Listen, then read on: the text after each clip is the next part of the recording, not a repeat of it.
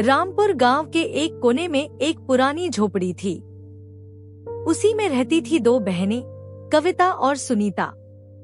उनके माँ बाप कुछ साल पहले आई महामारी में गुजर गए थे। उनके जाने के बाद दोनों बहनें खुद ही एक दूसरे का सहारा थी। एक दिन अपनी ही धुन में झूलती हुई सुनीता मंदिर से लौट रही थी। हाथ में पूजा की थाली थी, चेहरे पर वही पुरानी मासूम मुस्कान।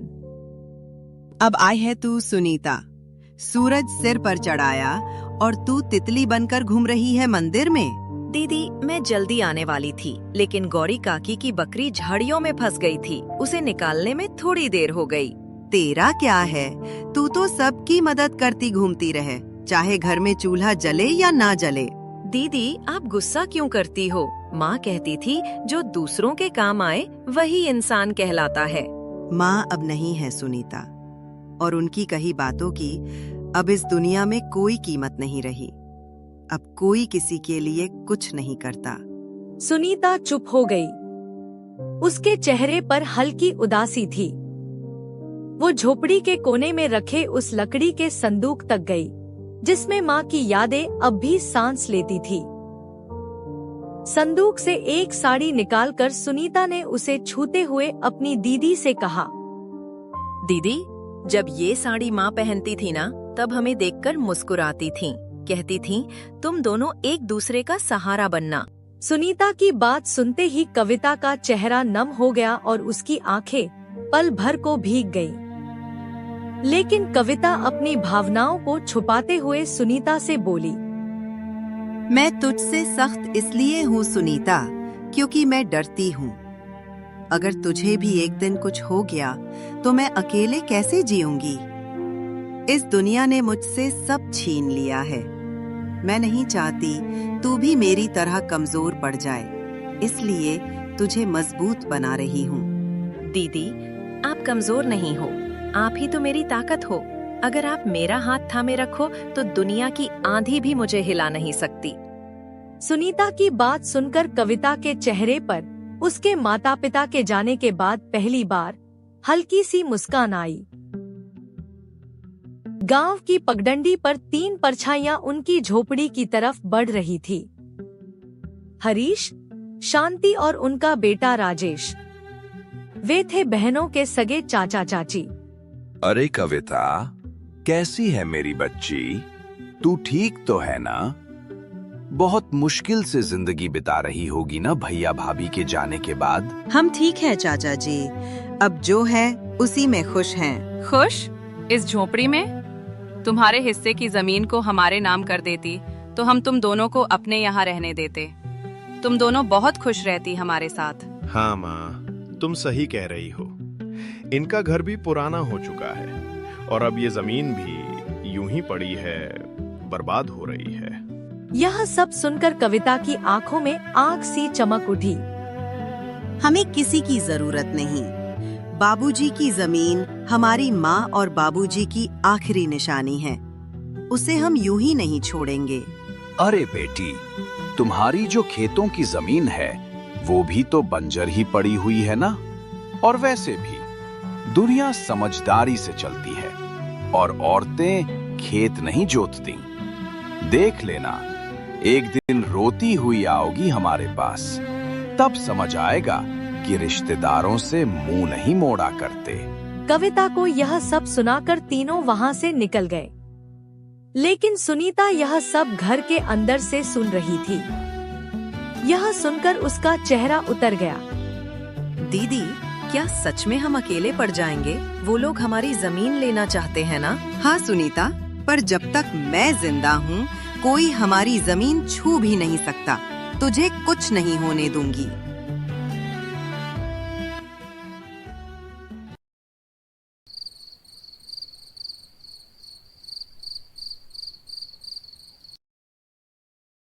अगली सुबह दोनों बहनें अपनी जमीन को देखने जाती हैं, जिसमें दोनों ने मेहनत करके थोड़ी सी सब्जियां उगाई थी। दीदी, अच्छा हुआ कि माँ बाबूजी के जाने के बाद हमने ये जमीन बेची नहीं, अभी देखो, हमने मेहनत करके कितनी सारी सब्जियां उगाई हैं। अब हम किसी व्यापारी को ये बेच के थोड़े पैसे कमा सकते हैं। हाँ, तू ठीक बोल रही है। इसे बेच के कुछ दिन का तो गुजारा हो जाएगा। लेकिन क्या दीदी? इसे बेच के हम कुछ दिन ही गुजारा कर पाएंगे। उसके बाद क्या? अरे आप मायूस मत हो दीदी, मुझे सिलाई बुनाई का काम आता है। मैं वो करके घर के खर्चे निकालूंगी। आप बस घर संभालना। कोई जरूरत नहीं तुझे ये सब करने की। तू क्या मुझे बेकार समझती है? तू घर पर ही रहना। मैं लोगों के घर काम करने जाऊंगी और मुझे बांस की चीजें बनाना भी आती हैं, जो बाबूजी ने सिखाया था। ये करके मैं घर का गुजारा निकाल लूंगी। यह सब बात करके दोनों कुछ समय अपने खेत में बिताने के बाद घर आती हैं।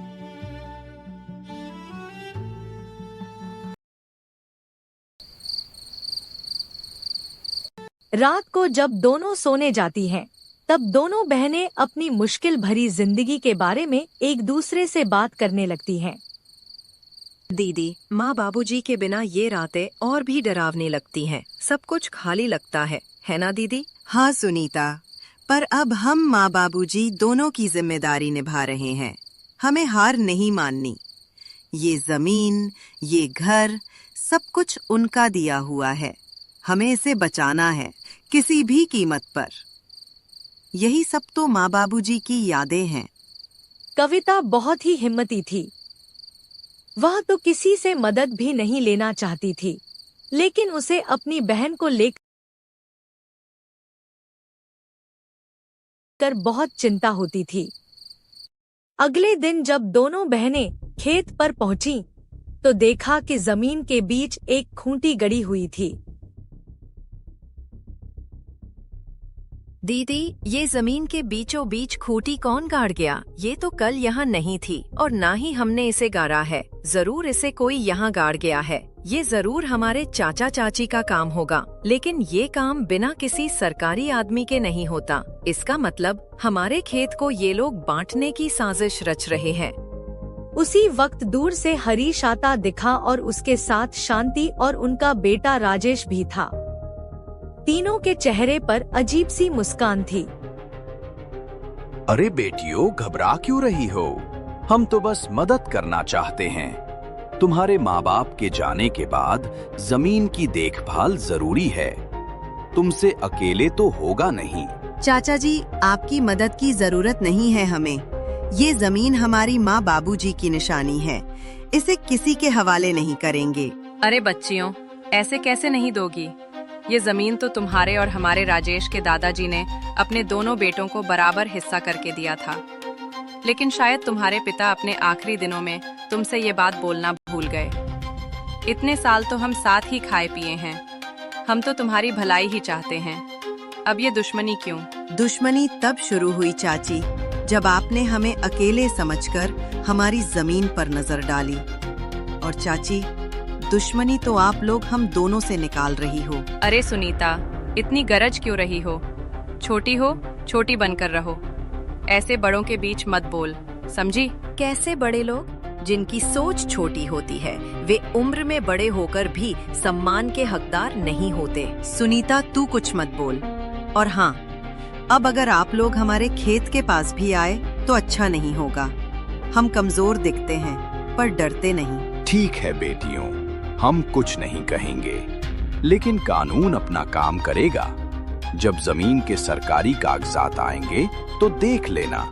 जब तुम्हारे नाम नहीं निकलेंगे तो खुद समझ जाओगी कि जमीन किसकी है। तीनों वहां से चले गए। कविता और सुनीता कुछ देर तक खामोश खड़ी रहीं। दीदी, क्या वो सच में कागज बदलवा सकते हैं? कुछ भी कर सकते हैं सुनीता। लालच में आदमी अंधा हो जाता है। हमें किसी पर भरोसा नहीं करना चाहिए। अब हमें बहुत संभल के रहना पड़ेगा।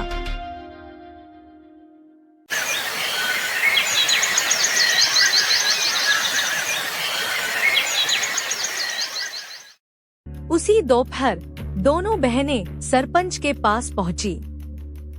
चौपाल में गांव वाले बैठे थे और वहां पहले से ही हरीश बैठा हुआ था।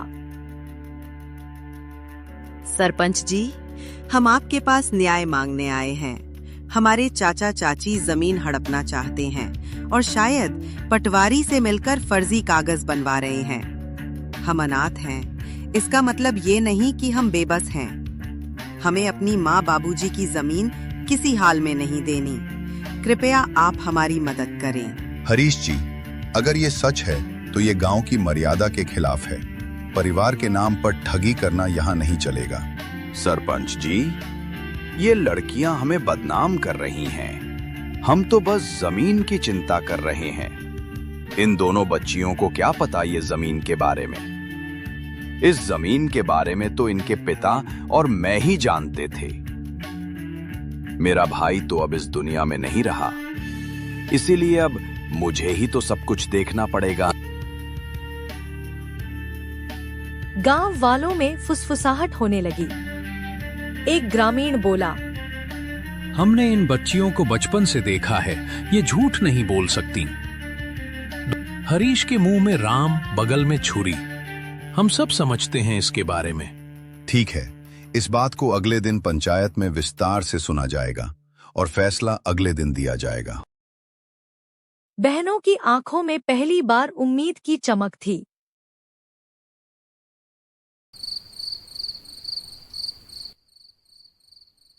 दीदी, क्या कल हमारा साथ देंगे गांव वाले? देखते हैं क्या होता है। मुझे किसी पर भी भरोसा नहीं रहा है। आखिर माँ बाबूजी के जाने के बाद मदद ही कहाँ की किसी ने हमारी। हमें बस भगवान पर भरोसा रखना होगा। माँ बाबूजी तो नहीं है, पर उनका आशीर्वाद जरूर है हमारे साथ। आप देखना दीदी, हमारे साथ कुछ बुरा नहीं होगा। दीदी, विश्वास ही नहीं होता है ना कि हम अब अकेले हैं। कभी कभी तो ऐसा लगता है कि बाबूजी अचानक आएंगे और मुझे गले लगा लेंगे। हाँ सुनीता, मुझे भी उनकी कमी खटकती है, लेकिन तू चिंता मत कर, मैं हूँ ना। जब तक मैं जिंदा हूँ तुझे किसी चीज की कमी नहीं होने दूंगी। लेकिन दीदी, जब माँ बाबूजी गए तब सबने कहा था हम हैं तुम्हारे साथ। फिर धीरे धीरे सब दूर होते गए। चाचा चाची तो जैसे बस हमारे हिस्से की जमीन के लिए ही हमारे करीब थे। कविता की आंखों में आंसू थे, लेकिन उसने उन्हें छुपाया। उसे अपनी बहन के सामने कमजोर नहीं पड़ना था। दुनिया बहुत चालाक है सुनीता। रिश्ते अब खून से नहीं, धन दौलत से बनते हैं। लेकिन हम भी अब चुप नहीं रहेंगे। अगर हमें अपने अधिकार के लिए लड़ना पड़े तो लड़ेंगे।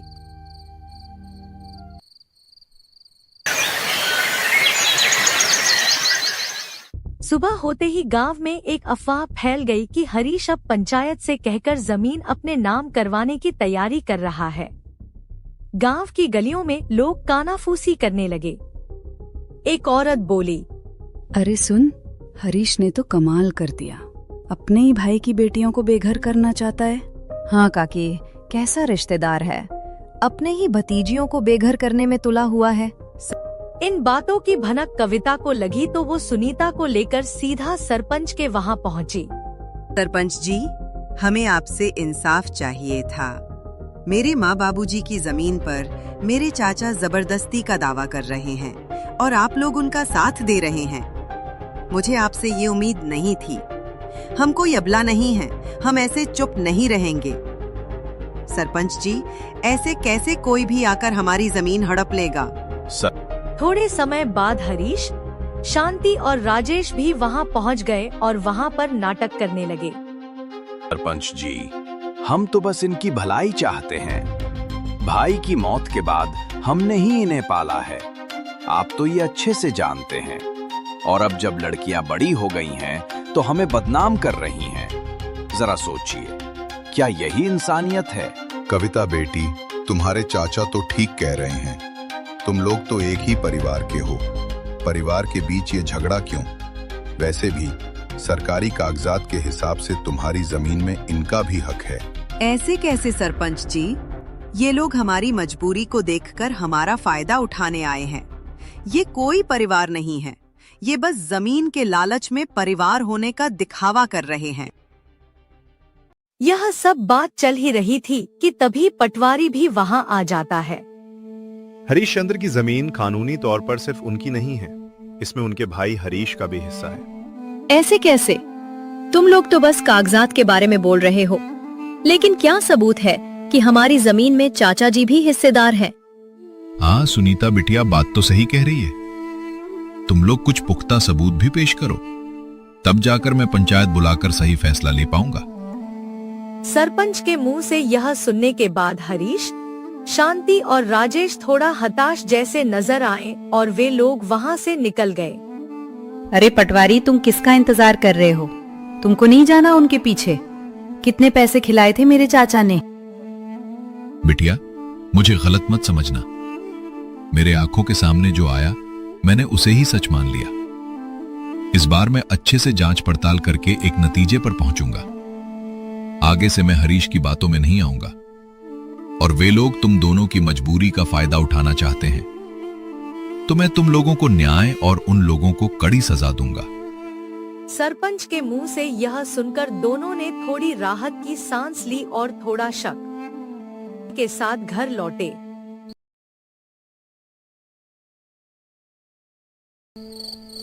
दीदी, आपको क्या लगता है कि हमारी जमीन हमारे पास रहेगी या फिर हमारे कपटी चाचा चाची को मिलेगी? हाँ सुनीता, मैं भी वही सोच रही हूँ।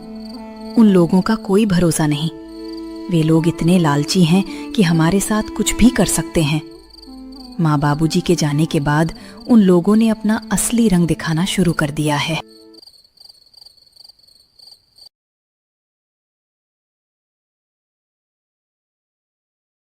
ऐसे ही कुछ दिन बीत जाते हैं। एक दिन अचानक हरीश के चावल के मिल में किसी कारण आग लग जाती है। जब दोनों बाप बेटे को यह खबर मिली तो वे दौड़ते हुए वहां पहुंचे। मिल के बाहर लोगों की भीड़ जमी हुई थी, लेकिन गांव वालों ने पहले से ही आग बुझा दी थी। हरीश और उसके बेटे को देख गांव वाले कानाफूसी करने लगे। अरे ये आग ऐसे ही नहीं लगी, ये तो हरीश और उनके परिवार के किए गए बुरे कर्मों का नतीजा है। उन्होंने बिन माँ बाप की उन दोनों लड़कियों को बहुत परेशान किया था। अब देखो क्या हुआ इनके साथ। हाँ भाई, बिल्कुल सही कह रहे हो। मैं भी वही सोच रहा था। भगवान बुरे कर्मों की सजा इंसानों को जरूर देता है। भगवान के घर देर है लेकिन अंधेर नहीं। गांव वालों की बातें सुनकर दोनों बाप बेटे गंभीर चिंता में चले गए। कविता और सुनीता के प्रति उनका जो व्यवहार था वो सोचकर हरीश को बुरा लगने लगा। तभी दूसरे गांव का एक जमींदार आया, जिसके साथ हरीश यह चावल के मिल का व्यापार करता था। अरे ओ हरीश, मिल में तो आग लग गई, मेरे पैसे तो सारे डूब गए। तेरे भरोसे मैंने तेरी जमीन में मिल खुलवाकर व्यापार किया था। अब तो मेरे नुकसान की भरपाई तुझे ही करनी होगी। सेठ जी, पता नहीं ये हादसा कैसे और क्यों हुआ, लेकिन आप निश्चिंत रहें, मैं कुछ न कुछ करूंगा। आप मुझे थोड़ी मोहलत दे दो बस। कैसी मोहलत? तेरे साथ व्यापार किया, वही तेरे लिए बहुत मदद हो गई। अब मैं तेरे लिए कुछ नहीं करूंगा। मुझे मेरे पैसे वापस कर और उसके बाद तू अपने रास्ते, मैं अपने रास्ते। सेठ जी, आप ऐसा मत कीजिए। इस मुसीबत की घड़ी में आप यूं मुंह मत फेरिए। मैं कुछ भी नहीं जानता, मुझे बस मेरे पैसे चाहिए। बहुत मदद कर चुका तुम लोगों की। तुम जैसे लोगों के साथ मैंने व्यापार किया, वही बहुत बड़ी बात है तुम लोगों के लिए। कुछ भी करना पड़े करो, बस मुझे पैसे दे दो।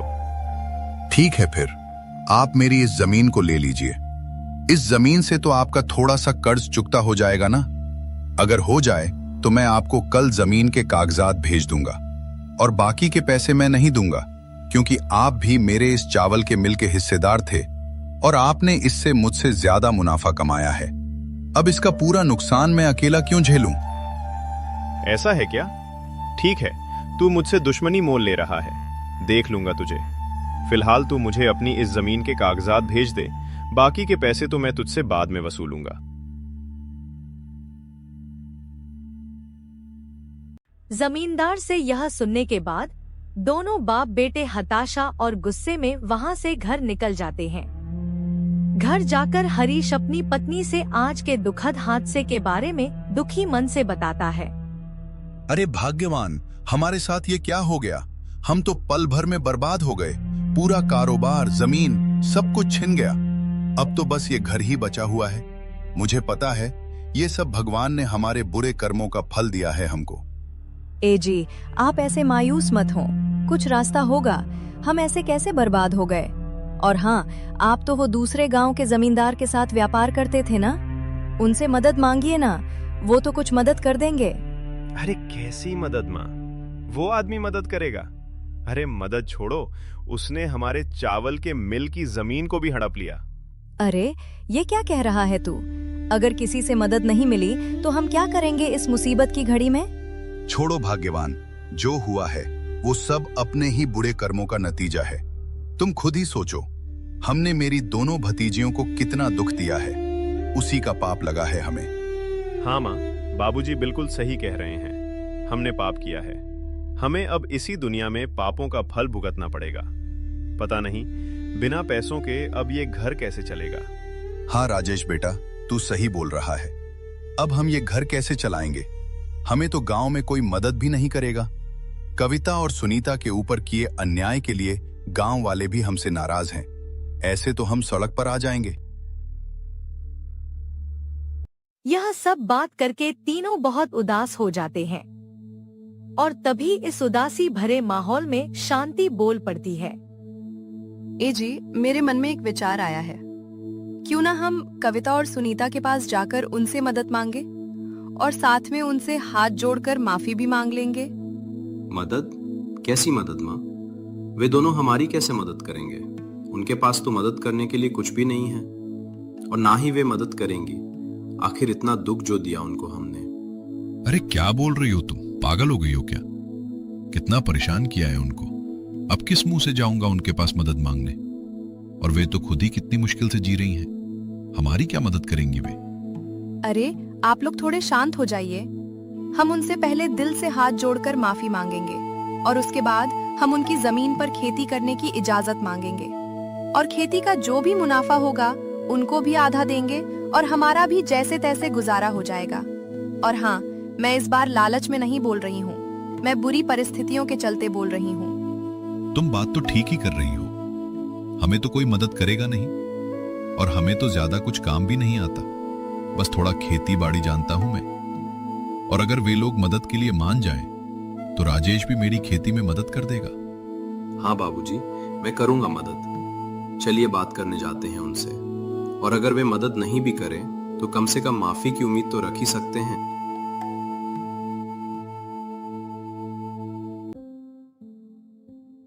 तीनों घर पूछते हैं, चाचा जी, आप लोग अब यहाँ क्या लेने आए हो? कविता बेटी, हमारे चावल के मिल पर आग लग गई है। हम तो पूरे बर्बाद हो गए। हाँ, मुझे पता चला आपके बारे में और मुझे इस बात का खेद है। लेकिन आप हमारे पास क्यों आए हो? क्या आपको लगता है कि आग हमने लगाई है? नहीं कविता, तू हमें गलत समझ रही है। हम तो तुम दोनों से माफी और मदद की आस लेकर आए हैं। मदद? कैसी मदद चाची? क्या मदद चाहिए आपको? हम तो खुद ही जैसे तैसे जी रहे हैं और आप किस हक से मदद मांग रहे हो? हम हैं ही कौन आप लोगों के?